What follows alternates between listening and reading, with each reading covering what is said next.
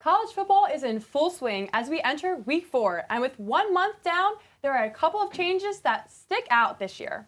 Whether it's Alabama out of the top 10 rankings for the first time since 2015, or 3 Florida schools in the top 25 this past week had a lot of action. I'm joined by Bartosik and Justin Ciavolella to break down these college shakedowns. So guys, after a double overtime from Colorado that left the entire East Coast up until 2 a.m., including myself, I say we get right into it and we won't waste any time over this past week in college football. Yeah, I'm still a little bit tired from that game myself, Sadie, but I'm going to go to one that ended a lot earlier, Kansas State, Missouri. This was a great game. Kansas State was a big upset pick, or they were picked to be upset because it's a sneaky good Missouri team, and they proved it. That man right there, quarterback Brady Cook, well, he did do a lot of cooking in that game. 356 yards, 2 touchdowns, both of which were to Luther Burden III, who was no burden on the field. 7 catches, 114 yards. And the big storyline is Harrison Mevis. This guy kicked a 61-yard field goal as time expired, the longest in SEC history for a game winner, and sent the Mizzou fans wild. I think they should have been ranked in this week's AP poll. That's not here, but again, a really great win for Missouri.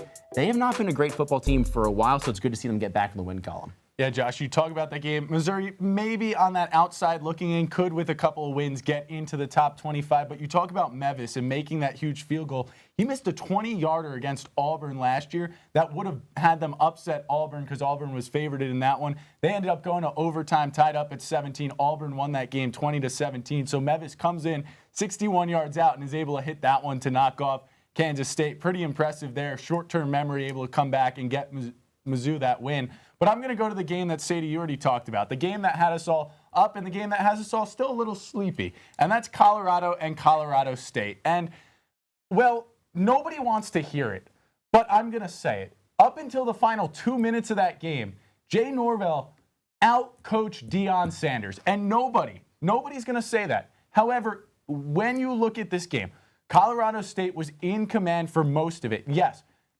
they were undisciplined. That's where he didn't outcoach Deion. 17 penalties, 11 of which were 15-plus yards. That's an undisciplined team. But when it comes to the fundamentals of football, offense versus defense, Jay Norvell had Colorado State ready to go for this game more than Deion Sanders and his sunglasses had Colorado and the Buffaloes ready for this game. Not to take anything away from Shedeur Sanders and what he was able to do.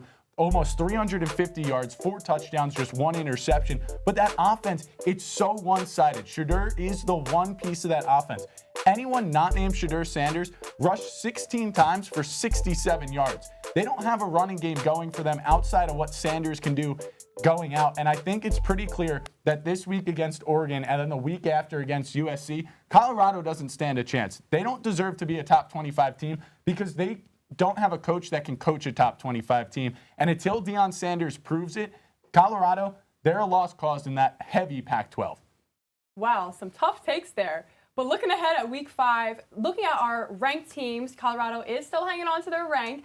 How do we feel about Alabama and Ohio State? Are they finally going to go down this week? Well, got me fired up. So let's stick with Alabama and Ole Miss this week. Alabama comes in at number 13. Ole Miss is number 15. Now, this is a top 15 matchup, but it's not. Alabama is not a top 15 team in this country right now. They might not even be top 20. Heck, they might not even be top 25. They do not have their quarterback situation figured out. Jalen Milroe, he will start this week. Nick Saban said it today, but they had Tyler Buckner, and Ty Simpson start or play the last game against USF, and they just didn't look good. They also didn't have a running attack going for them, and it took a while for them to pull out against a USF team that just has not been good in years and isn't again this year. And credit to them because they were ready. They knew where the weaknesses of Buckner and Simpson's game were. So USF deserves credit, but Bama is just not that good of a team anymore. And you go to the other side.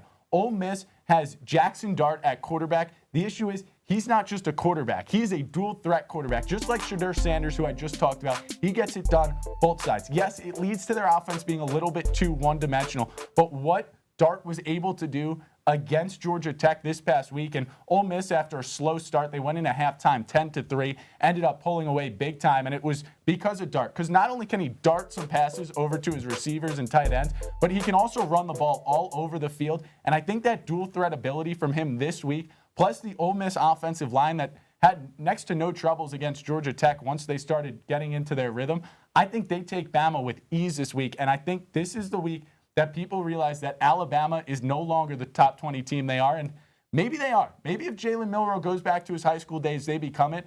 But right now, Alabama has nothing to show as a top 15 or top 20 team. I mean, when was the last time you could say that about the Crimson Tide? I mean, Nick Saban's Not team. in our lifetime. Yeah. It feels.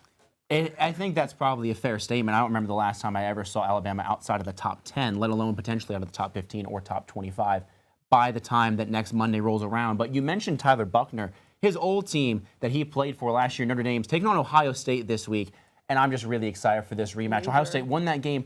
It was a close one. 21-10 was that final score. It felt like it was a lot more. Notre Dame just could not get the ball moving because they had a guy like Tyler Buchner at QB, and this is finally the year, maybe in a long time, you could maybe make the argument that Ian Book was a pretty good quarterback for Notre Dame. But Sam Hartman, the Wake Forest transfer, has been balling out, already over 1,000 yards and double-digit touchdowns on the year. Granted, they played an extra game. They had that Week 0 win against Navy. But he's looked incredible. This team finally has all the pieces. They've got a great running back. He's already got 5 touchdowns on the year. It feels like an almost completely flipped script. Last year, you had C.J. Stroud, a great quarterback for Ohio State, and a not so great quarterback in Tyler Buchner for Notre Dame. Now it's flipped. Sam Hartman, Ohio State, still not sure what they're going to do with Kyle McCord. He did look pretty good against Western Kentucky, but Western Kentucky is a much different defense than Notre Dame, who already looks like a very, very stout team. I think it's going to be a really great matchup. Obviously, I already mentioned Notre Dame's running back room. It's very, very solid. Had an 80-yard touchdown right after a 3-hour delay against NC State 2 weeks ago, I should say, excuse me. But then you have one of the best, probably the best wide receiver room in all of college football. You got Marvin Harrison Jr., you got Emeka Ibuka on that other side. And even if Kyle McCord doesn't do things that C.J. Stroud can do, he doesn't really need to. When you've got those two guys in your wide receiver room, you can be an average quarterback and still potentially lead that team to victory. It's going to be tough at Notre Dame, but I think regardless of what happens, that's going to be probably the game to watch this weekend. I completely agree. What a fight Ohio State is going to have to put up against the Fighting Irish. And I think we both hope to see an accurately ranked Alabama if they're ranked at all. And speaking of ranked teams, do we think that Georgia's going to hold on to this #1 spot? And who do we see being contenders for the college football playoffs? Well, here's the thing about Georgia. They're the Bulldogs, right? It's the dog days for this Georgia Bulldogs team. Not only do they not win the national championship this year, I don't think they make the college football playoff. I have not seen anything of note from this Georgia team. Sure, they're 3-0. Sure, they beat up on UT Martin and Ball State. Those are not notable programs. They were down 14-3 at half against South Carolina. South Carolina is a pretty good football school. So far, our football program these last few years, they've been pretty good. Spencer Rattler has been pretty solid, but they only ended up winning by 10. Good second half adjustment by Kirby Smart. But Carson Beck has just not looked the job. This offense has been so stagnant. It's kind of crazy what happens when you finally don't have a 24-year-old playing against college kids there behind under center. No offense to Stetson Bennett, but I mean, look, everyone was hyping the kid up. He's 24 years old. Carson Beck looks more like a college player than Stetson Bennett ever did because he actually is that age. And I haven't seen anything. The offense has nothing except for Brock Bowers. That defense is still really, really good, but they have tough games. They play Florida, they play Tennessee, they play Missouri, who gave them trouble in Mizzou last year, and that was an early upset potential last year. Now it's going to be in Georgia. But this schedule was seen as a cakewalk for the Bulldogs coming into the year. These first few weeks, it's looked anything but. They do not look like the same team that just won back-to-back national championships, and I don't think they even sniff the playoff by the time that the end of the year rolls around. The only reason I'm not going to write off Georgia yet is because of Kirby Smart. He is what Nick Saban used to be. Kirby Smart, in my opinion, is the best coach in college football, and he's got that talent there too. It's just not showing in the early goings, and we know teams struggle early. It's early season rust.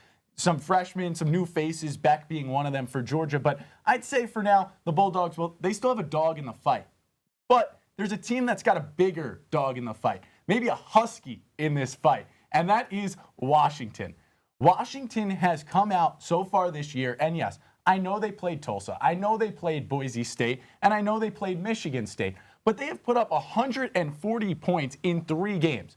No matter who you are playing, early on, that is impressive because, like we just talked about, the rust that all these teams face early on, you're seeing the national champions aren't doing that right now. Alabama's not doing that right now. Ohio State, Michigan, none of them are doing that right now. But who is? Michael Penix and Washington. Penix has been so good this season for Washington, and yes, I know they're relying on him a lot. His completion percentage, 74%, right around that mark. Over 1,300 yards passing. He has a touchdown to interception ratio of 12-1. He has been light out at that quarterback position for them. And when you add some of those defensive pieces they had a nice week against Michigan State. I know there's a lot going on with Michigan State right now, but at the end of that day, going up against a Big Ten opponent is never easy, and they made it look easy. And obviously, Washington will be in the Big Ten shortly. But for Michael Penix and for Washington, they are reaching for the national title. And there you see it. Penn State fans, shield your eyes, because we all know what happened in this game. They ruled that was in. I don't know where they see it, but if you look at that graphic, that national championship trophy, it's in that end zone. Washington can and could easily win it. They're definitely going to make the playoffs as of now. I mean, we could see some intense upsets, and I think Georgia is not going to make the playoffs as well. Like you said, Justin, every team does tend to struggle early on, but right now it is important they establish themselves.